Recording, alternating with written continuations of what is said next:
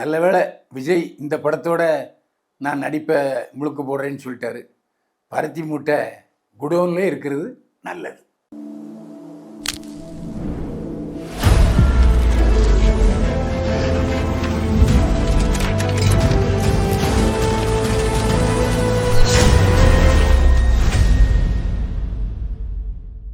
என்னை வாழ வைத்துக் கொண்டிருக்கும் யூடியூப் சேனல் நேயர்களுக்கு நன்றியும் வணக்கம்.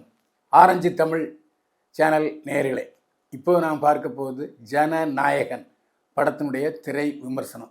நடிகர் விஜய் அரசியலில் குதிப்பது, தீவிர அரசியலில் இறங்குவது என்ற முடிவுக்கு வந்த பொழுது, நான் இனிமேல் சினிமாவில் நடிக்க மாட்டேன், என்னுடைய கடைசி படம் இதுதான் என்று ஜனநாயகனை அறிவித்தார். இதனால் அன்னையிலேருந்தே பரபரப்பு ரொம்ப ஏறிடுச்சு. இந்த படம் ஆக்சுவலாக தேர்தலுக்கு முன்னால் வந்திருக்கணும், தேர்தலுக்கு பின்னால் வந்திருக்கு. நான் கிளைமேக்ஸை சொல்ல வேண்டியதை முதலே சொல்லிட்டேன்.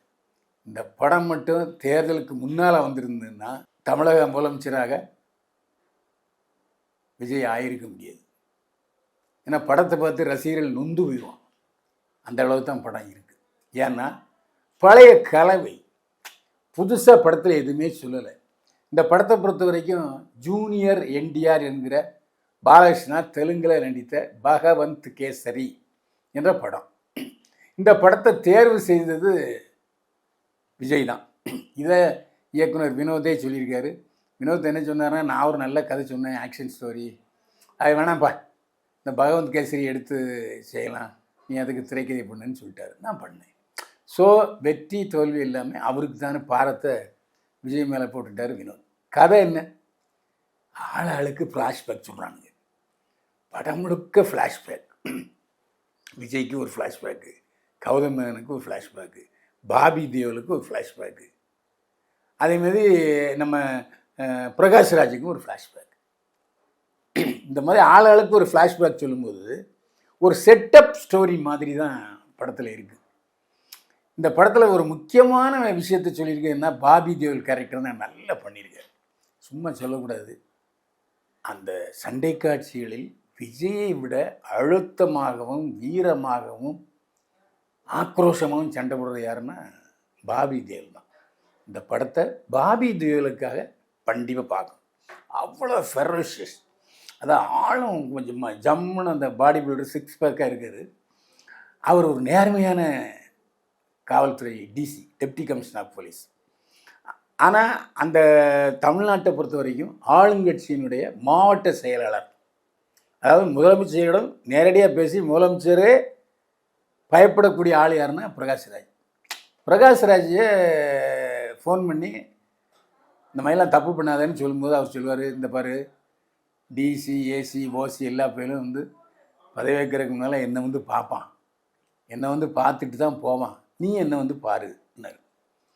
போய் பார்க்க போனால் தன்னுடைய அடியாளை விட்டு சட்டையெல்லாம் கிழிச்சு, யூனிஃபார்மை கிழிச்சு, அன்று வேரோட நிறுத்தி போ.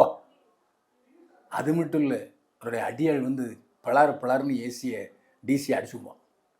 ஸோ நொந்து போய் நாம் என்னடா தப்பு பண்ண, நேர்மையாக தான் இருந்தோன்னு நடந்து வருவார். கலெக்டர் பிரியாமணி, நல்ல வேளை பிரியாமணி சேலையாவது காமிட்டானுங்க, ரொம்ப மோசமாக போயிருக்கும். வந்தவுடனே அவர் தன்னுடைய ஆஃபீஸில் கூட்டிக்கிட்டு தற்கொலைக்கு முயற்சி பண்ணார்.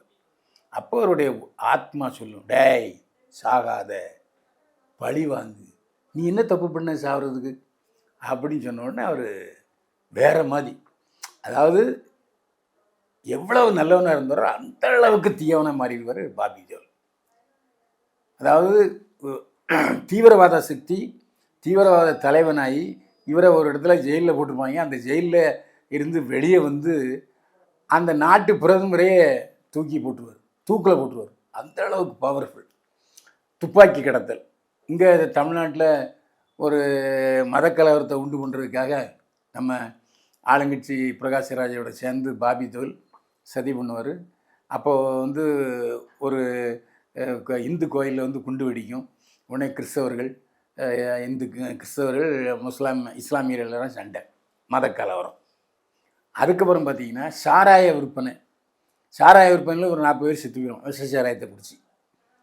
அப்போது அதை எதிர்த்து போராட்டம் பண்ணுவாங்க. அதையும் போய் சமாளிப்பார் நம்முடைய தளபதி விஜய். அதுக்கப்புறம் இந்த துப்பாக்கி சூட்டில் 2 3 செத்து போயிடுவாங்க. அப்போது அதில் ஒருத்தி தன்னுடைய கணவனை இழந்தவ டாக்டர் ரைச்சல் கண்ணகி சிலை முன்னால் ஆர்ப்பாட்டம் நடத்துவாள். அப்போது அவளை மிரட்டணுங்கிறதுக்காக பிரகாஷ்ராஜ் ரைச்சலுடைய மகளை கடத்திட்டு போய் சாவடிச்சுவோம். உடனே அதுக்கு ஒரு சண்டை, பயங்கர சண்டை. இப்படி ஒரு திணிப்பாகவே எல்லாம் இருக்கும். நம்ம தமிழ்நாட்டில் நடந்த எல்லா விஷயங்களும் அதில் கொஞ்சம் கொஞ்சம் வருது.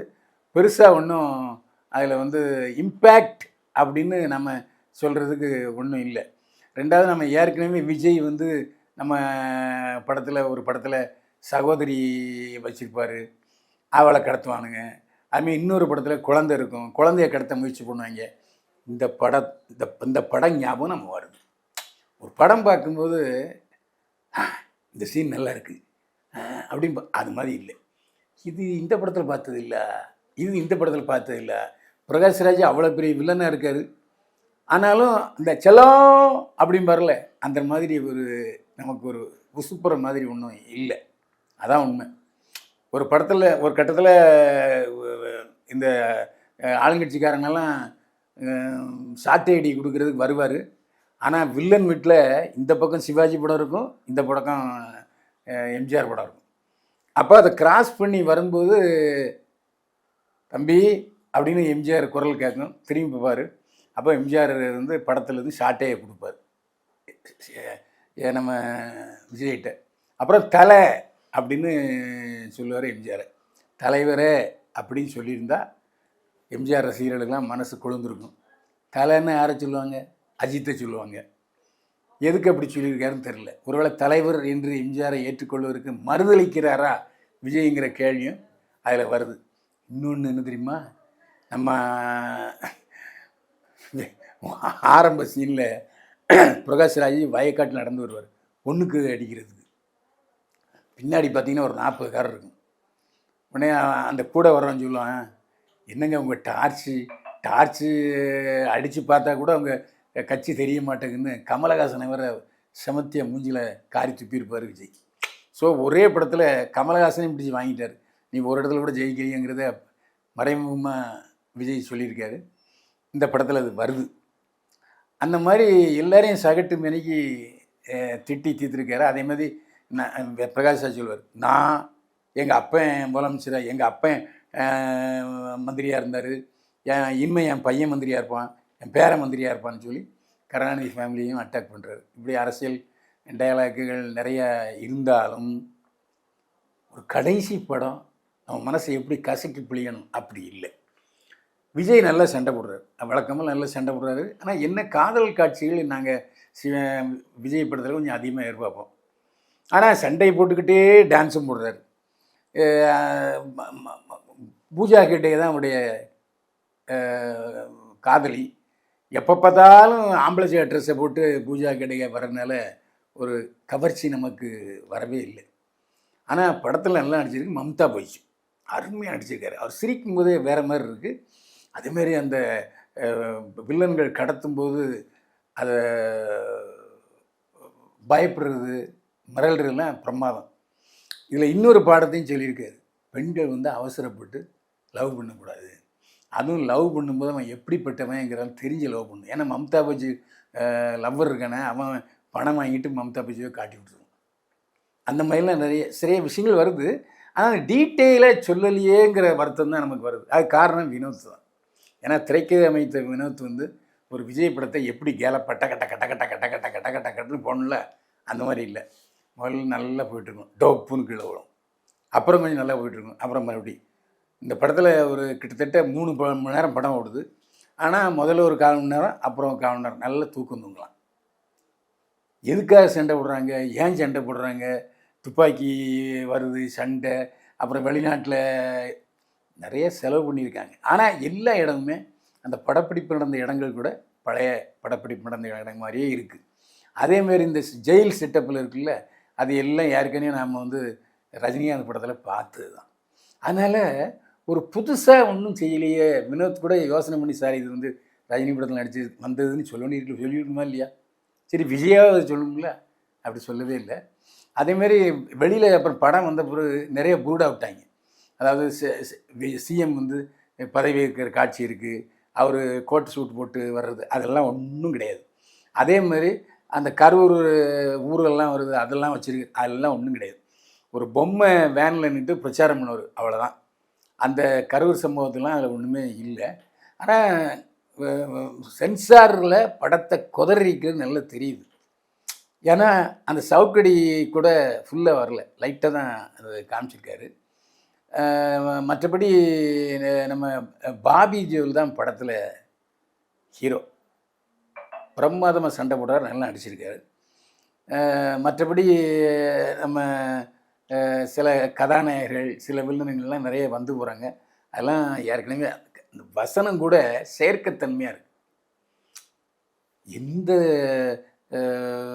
ஜெயிலில் வெள்ளை ட்ரெஸ் கொடுக்குறாங்க, எந்த ட்ரெஸ்ஸில் ஷூலாம் போடுறாங்க, எல்லாமே செயற்கை, ஒன்றுமே வந்து இயற்கையாக இல்லை. ஒரு ஜெயில் எப்படி இருக்கணும் அப்படி இல்லை, ஒரு போலீஸ் ஸ்டேஷன் எப்படி இருக்கணும் அப்படி இல்லை. எந்த ஊர்லேயாச்சும் ஒரு டிசியை இப்படி அமனக்குண்டியாக விடுவானா?